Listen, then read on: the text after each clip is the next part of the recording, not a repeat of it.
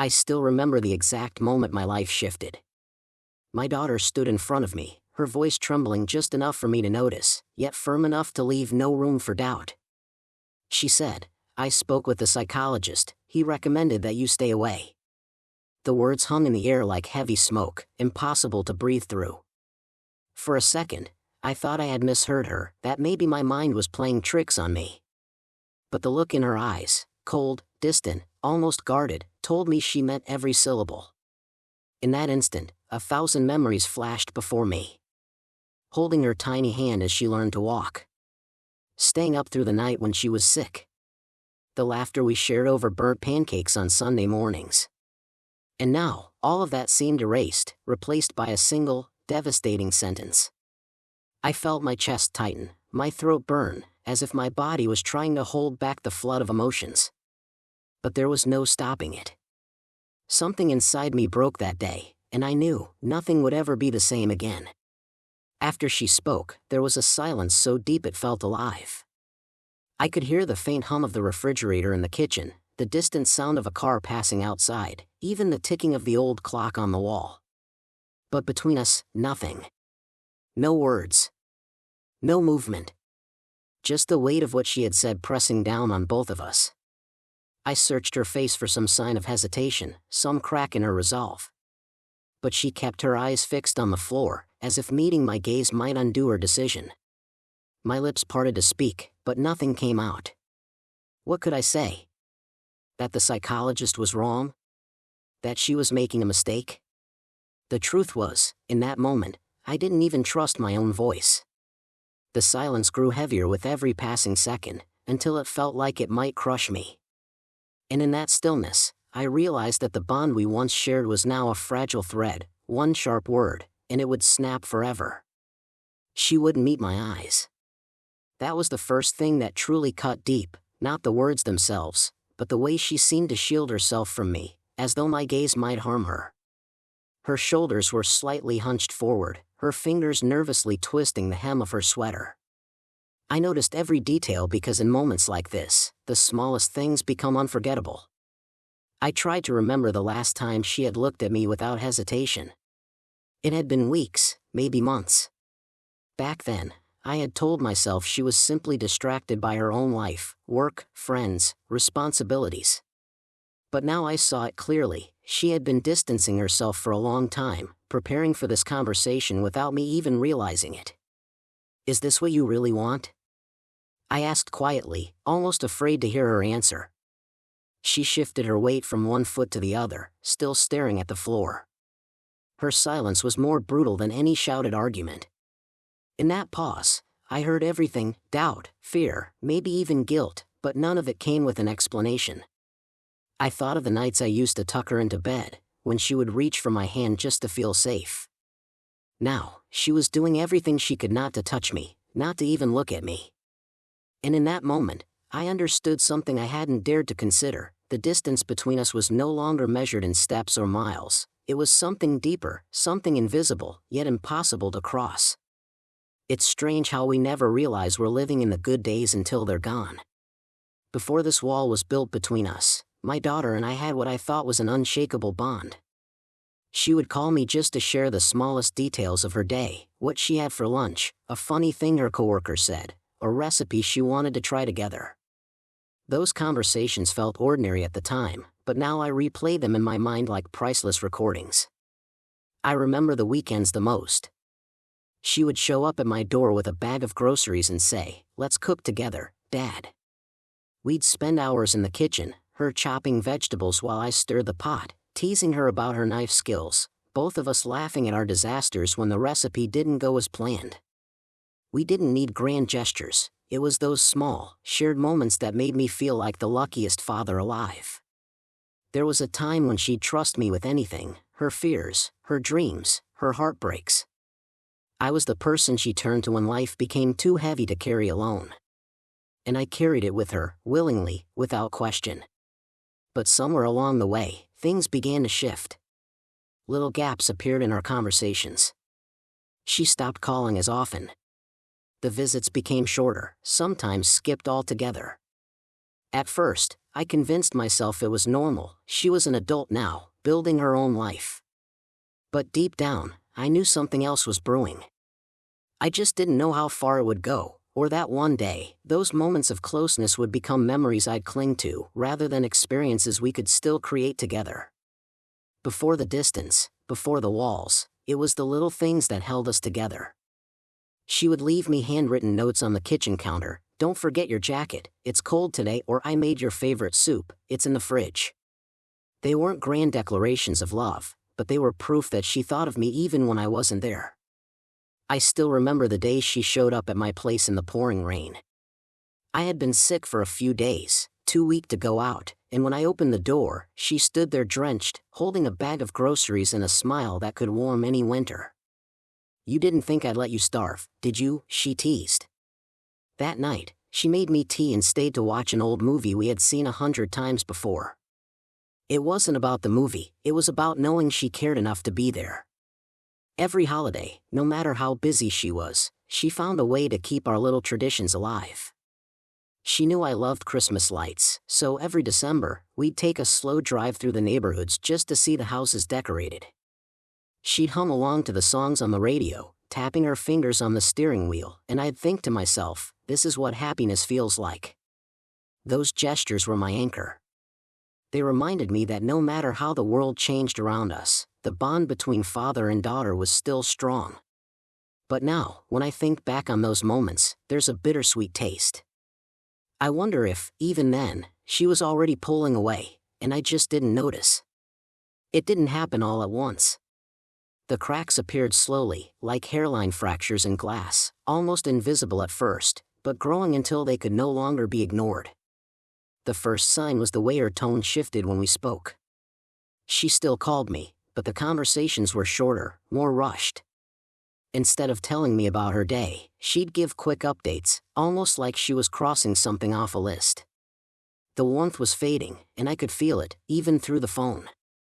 Then there were the visits. She used to drop by without warning, letting herself in with the spare key I'd given her. One day, I realized I hadn't heard that familiar sound of the door opening in weeks.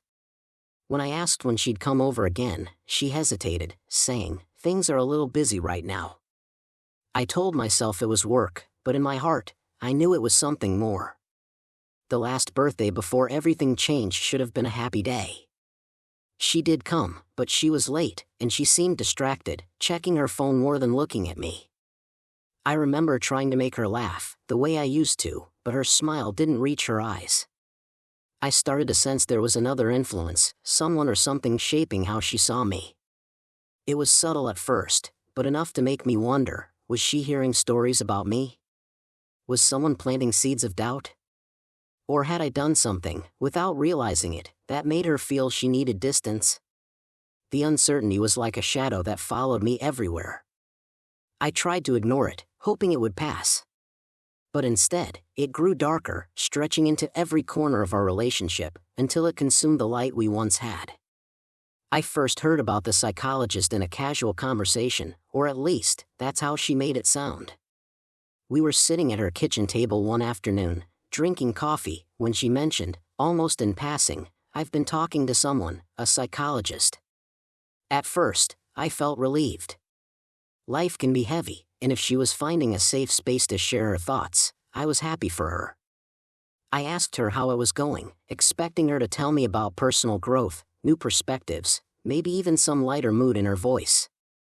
But instead, she grew guarded, her answer short. "It's been good. Helpful." That was all she said. After that day, little comments began to surface, things that didn't sound like her. Sometimes we have to protect our own peace. It's okay to set boundaries, even with family. I'd nod, but inside I felt a chill. These weren't bad ideas, but they were said with a firmness, almost a finality, that didn't leave room for discussion. One evening, after we'd had a small disagreement, she said, "You know, my psychologist says I don't have to keep engaging in situations that make me feel uncomfortable." The words were calm, but they landed like a slap. I didn't even know she thought of our time together as uncomfortable. From then on, the psychologist was an invisible presence between us, someone I'd never met, yet whose words seemed to carry more weight than mine ever could.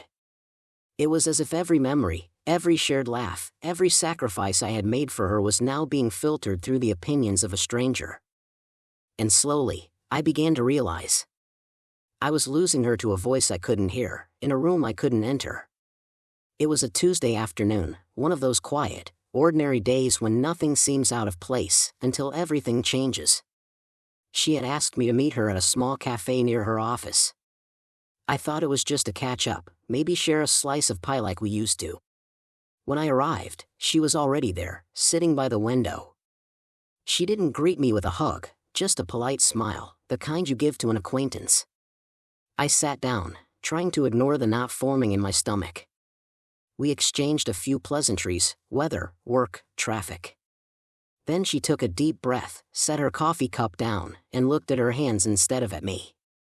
"I spoke with my psychologist," she said, her voice measured, almost rehearsed. He thinks it's best if you stay away for a while." For a moment, I didn't process it. Stay away? From her?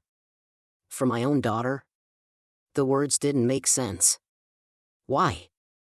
I asked, my voice sharper than I intended. But she didn't answer right away. She just kept tracing the rim of her cup with her fingertip. "This isn't easy for me," she said finally. "But it's what I need right now." Her tone was final, but her eyes never met mine. I wanted to tell her how absurd it sounded, that a man who had never shared a single meal with us, never seen our life from the inside, could make such a judgment. But I also knew that if I pushed too hard, she would close the door completely. So I just sat there, feeling my pulse in my ears, my chest heavy, my mind racing through every possible moment that could have led us here. And in that tiny cafe, with the smell of coffee and cinnamon in the air, my world quietly fell apart. Those words, "stay away," didn't just end a conversation. They settled over me like a heavy blanket I couldn't push off. I carried them home, and they stayed with me in the quiet hours of the night, pressing against my chest, making it hard to breathe. I tried to distract myself, reading, watching TV, even going for long walks, but no matter where I went, they followed. I'd hear them in my head, over and over, like an echo that refused to fade. And with each replay, they seemed sharper, colder, more final. The part that hurt most wasn't just being told to keep my distance, it was knowing that the suggestion came from a stranger. Someone who hadn't seen me wipe her tears when she was heartbroken. Someone who hadn't watched her grow, step by step, from a little girl into a strong, capable woman. Someone who had met her for a handful of hours, yet felt entitled to decide I was harmful to her life. I began to doubt myself in ways I never had before. Had I said something without realizing it? Done something that cut deeper than I thought? My mind became a courtroom, and I was both the accused and the judge, replaying years of memories like evidence in a trial I couldn't win. But under all the doubt, there was something else, something heavier. A fear that maybe, just maybe, she wanted this too. That the psychologist's words were only an excuse, a shield for a truth she couldn't bring herself to tell me. And that possibility was more painful than the sentence itself. In the days that followed, I kept trying to make sense of it. I replayed our last conversations, searching for hidden meanings in her words, tiny clues I might have missed. Every memory felt like a puzzle piece, but no matter how I arranged them, they never formed a picture that explained why my own daughter would want me gone. I tried reaching out, carefully, cautiously. I sent her a message asking if we could talk again, just the two of us, without any outside advice. She read it, at least. I saw the notification, but there was no reply. I called once, twice, then stopped, afraid that every attempt might push her further away. One evening, I sat at my kitchen table, staring at an old photo of us. She was maybe 8 years old, holding a popsicle, her cheeks stained red from the juice, smiling at me like I was her whole world. I held that frame in my hands for a long time, wondering how the man in that picture, the one who could make her laugh until she cried, had become someone she needed distance from. I thought about going to the psychologist myself, not to fight her decision, but to at least understand it. Maybe if I could hear the reasoning, I could make peace with it. But then I realized I wasn't invited into that conversation. It was a door closed to me, locked from the inside. And so, I sat there in my silent kitchen, my phone resting on the table, half hoping, half dreading it would light up with her name. It didn't. And in that stillness, I began to understand something I didn't want to admit. Sometimes the answers never come, and you're left to carry the questions alone. The more I tried not to think about her, the more the memories came rushing in, uninvited, relentless. They didn't come as a gentle wave of nostalgia, they hit like a storm, tearing through every defense I'd tried to build. I remember the night she couldn't sleep because of a thunderstorm. She was maybe 6 years old, trembling in her pajamas, clutching her blanket. I pulled her into my arms, sat with her on the couch, and told her silly stories until the sound of rain became her lullaby. Back then, she looked at me like I was her safe place, the one person who could protect her from the world. I remembered her first heartbreak. She came to my door with tears streaming down her face, and without asking, I made her tea and just let her talk. She sat at my kitchen table for hours, her words spilling out like they'd been locked away for too long. I didn't try to fix it, I just listened. And at the end, she hugged me so tightly I could feel her heartbeat. Now, those same moments, once warm, once a source of pride, felt like knives. Because I couldn't stop wondering, if I had been there for her in all those moments, why wasn't she here for me now? The memories didn't just hurt because they reminded me of what we'd lost. They hurt because they made me question everything. Had I been the father I thought I was? Or had I been blind to cracks that were always there, waiting for the right pressure to split us apart? The past, once my refuge, had become the sharpest weapon against me. And every time I let myself drift back, it cut a little deeper. Fear has a way of creeping in quietly, then taking over everything. At first, I told myself this was temporary, that she just needed space, that we would find our way back to each other. But as the days turned into weeks, and the weeks into months, that quiet hope began to erode. I started to imagine a future without her in it, not in the way I knew her, not as the daughter who'd call me on Sunday mornings or show up at my door with her favorite lasagna. I pictured holidays where her chair at the table sat empty, birthdays where I didn't know if I should even send a card, and family gatherings where my name might not be spoken at all. The fear wasn't just about losing her, it was about becoming irrelevant in her life. The thought that one day she might tell people about her father in the past tense, as if I were just a chapter she had already closed, kept me awake at night. I would lie in bed, staring at the ceiling, my mind cycling through 1,000 what-ifs that had no answers. I tried to prepare myself for that possibility, but you can't rehearse for losing someone who is still alive. You can't train your heart to stop aching for a voice, a smile, a connection that once felt unbreakable. And so, every time my phone buzzed, I felt the same surge of both hope and dread, hope that it might be her, dread that it might never be again. That's the thing about fear, it doesn't just live in your mind. It lives in your chest, your stomach, your bones. And it whispers to you in the quietest hours, what if she's already gone? When the weight became too heavy to carry alone, I finally opened up to a few friends. At first, I was hesitant, part of me felt ashamed, as if I had failed in some way. But isolation was worse, and I needed voices that weren't trapped inside my own head. Some listened quietly, letting me spill everything without interruption. Others jumped in with advice, just give her time, don't push, she'll come around, she's probably just processing something. I appreciated their words, but none of them truly knew the ache of a child choosing distance. One friend, Mark, looked at me across the table in our usual diner and said, "You can't fight someone else's truth. Even if it's built on misunderstanding, it's still real to them." I sat with that sentence for days. It felt unfair, but also painfully accurate. Another, Linda, told me about her own estrangement from her son. She said the hardest part wasn't the silence, it was the moments when she'd see him on social media, smiling, living, existing in a world she was no longer a part of. "It's like watching a movie," she said. "Only you used to be in it, and now you're just in the audience." These conversations helped in small ways, but they also made me realize something: everyone had a different theory, a different angle, a different solution. Yet none of them could give me the only thing I truly wanted, my daughter's voice telling me she still needed me. I walked away from each talk with the same conclusion: advice can soften the blow, but it can't close the gap. That bridge could only be rebuilt from her side, and I had no idea if she was even standing near it anymore. In the weeks after our last conversation, life took on a strange, hollow rhythm.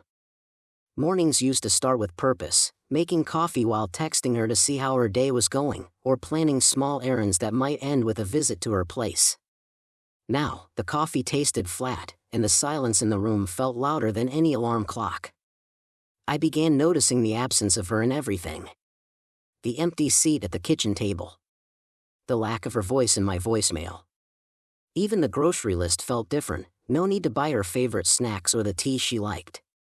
Small details that once went unnoticed now stood out like sharp edges, cutting into the flow of my day. The evenings were worse. Without her visits, I had too much time to think. I'd sit in the living room, the TV flickering in front of me, barely hearing the words of whatever show was on. My mind wandered back to old times, replaying conversations, jokes, and those little looks only we understood. The house, once filled with traces of her presence, now felt like a museum, quiet, untouched, and full of relics from a life that no longer existed. Even the outside world seemed to shrink. I stopped going to places where we used to go together because every corner held a memory. A coffee shop wasn't just a coffee shop, it was where she had once laughed so hard she spilled her drink. The park wasn't just a park, it was where she told me about her first job offer, her eyes shining with excitement. Each day without her wasn't just a day lost, it was another reminder that I didn't know if there would ever be a day with her again. When words became too heavy to speak, I started writing them down. At first, it was just a way to release the pressure building inside me, a few lines scribbled on scrap paper, or typed into a document I never intended to share. But soon, it became a ritual. Each letter began the same way: "I hope you're doing well." From there, the words would pour out, memories I didn't want her to forget, apologies for things I wasn't even sure I had done, reminders of the love that hadn't faded despite the silence. Some letters were long, spanning several pages, my handwriting shifting from careful to desperate as my emotions took over. Others were only a few sentences, written late at night when I couldn't sleep. I wrote about the day she was born, about the time she fell off her bike and I carried her home in my arms, about the summer nights we stayed up talking until dawn. I wrote about how proud I was of the person she had become, even if I wasn't there to see every step of her journey anymore. But I never mailed them. Not one. Each letter ended up in a box on the top shelf of my closet, tucked away like fragile glass I couldn't risk breaking. Maybe I was afraid she'd read them and feel nothing. Maybe I was more afraid she'd read them and feel everything, anger, guilt, or pain, and still decide to keep her distance. Those letters became a strange comfort. They were proof that my love hadn't disappeared, that I still had something to give, even if it would never reach her hands. It happened on a Saturday morning, in the most ordinary of places, the grocery store. I was turning into the produce aisle when I saw her. She was standing by the apples, her hair pulled back in a loose ponytail, scanning the shelves with the same concentration she used to have when picking out candy as a little girl. For a moment, I froze. My first instinct was to go to her, to say her name, to bridge the distance in one step. But fear held me still. I didn't know how she would react. Would she smile? Would she turn away? Then, as if sensing my presence, she looked up. Our eyes met for the briefest second, and I saw something I couldn't quite name: surprise, maybe a flicker of hesitation, but also a guardedness, like a door slammed shut just as I reached it. She gave a small nod, almost polite, and turned her attention back to the fruit. My heart was pounding so hard I could hear it in my ears. I wanted to say so much, ask her how she was, tell her I missed her, remind her of all we once shared, but the moment didn't belong to me. I walked past her slowly, my cart feeling heavier than it had minutes ago. Every step away felt like a betrayal, but I told myself I was respecting her space. Still, the smell of apples followed me down the aisle, and with it, the ache of realizing that even when life handed me a chance to see her, I didn't have the courage to reach out. When I left the store, I sat in my car for a long time before starting the engine, staring at the sliding doors, wondering if she would walk out and glance in my direction. She didn't. After that brief encounter in the grocery store, I thought, perhaps foolishly, that we might find our way back to each other. But instead, the distance between us only seemed to grow. I began to notice small signs of how separate our lives had become. I'd hear about her from other people, mutual friends, distant relatives, casual mentions of things I hadn't been told directly. Birthdays celebrated with others, weekends away, new milestones, all unfolding without my knowledge, as if I were a stranger looking in from the outside. Even on social media, she seemed to exist in a different world. Pictures of her smiling at events, traveling to places we once talked about visiting together. I would stare at those images, torn between relief that she was happy and the deep sting of realizing she was happy without me. What hurt most wasn't the physical space, it was knowing that I was no longer woven into the fabric of her everyday life. I wasn't part of her stories, her plans, her decisions. The calls and texts I once took for granted had vanished, and in their place was a silence that felt permanent. It struck me one evening, as I sat in my living room with the TV on but my attention miles away, we were no longer us. She was living her life, and I was simply waiting. Waiting for a knock at the door that might never come, for a message that might never be sent. The truth was, I didn't even know if she thought of me anymore. And if she did, I didn't know if it was with love, or just with the sense of distance she had worked so hard to create. It took me weeks to gather the courage, but one night, sitting alone at the kitchen table with a cold cup of coffee in front of me, I decided I couldn't keep silent any longer. I picked up my phone and began typing, not a long letter this time, not a flood of memories or apologies, just a simple message from my heart. I hope you're well. I miss you. I would love to talk, whenever you're ready. I stared at those words for a long time, my thumb hovering over the send button. Part of me feared it would be ignored. Another part feared it wouldn't be ignored, but answered with finality, something that would leave no room for hope. Still, I knew I had to try. I hit send. Minutes passed. Then hours. My phone stayed silent, the screen dark. I told myself it was late, that maybe she was busy, that she'd respond in the morning. But the next day came and went without a reply. Days turned into a week, and still nothing. The message remained there in our conversation thread, unread or simply unacknowledged, I couldn't tell which. Every time I opened the app, it was like looking at a door I had knocked on, only to find it locked, with no sign of anyone inside. I realized then that this might have been my last attempt, my final reaching out. And though the silence that followed hurt more than I could put into words, there was a strange peace in knowing I had spoken my truth, even if it fell into an empty space. In the quiet that followed my unanswered message, I began to see things differently. Pain has a way of forcing you to confront truths you'd rather avoid. I realized that love, even the deepest kind, doesn't always guarantee closeness. Sometimes, loving someone means accepting their choice to live without you, whether you understand it or not. I learned that silence speaks, even if you wish it didn't. It can mean distance, self-protection, hurt, or simply a new chapter that no longer includes you. And while I wanted to believe the bond between a parent and child could survive anything, I had to face the fact that bonds can fray when one side stops holding on. I also learned something about myself, that my worth as a father isn't defined by my daughter's current view of me. I know who I've been in her life, even if she can't, or won't, see it right now. I was there for her first steps, her first heartbreak, her biggest dreams. Nothing, not even her absence, can erase that history. Most of all, I learned that grief isn't only about death, it's also about the living who have chosen a path without you. And that kind of grief can be harder, because the person is still out there, somewhere, just beyond your reach. I carry hope, but I've stopped letting it chain me to the past. Hope is lighter when you hold it gently, without expecting it to carry you back to what was.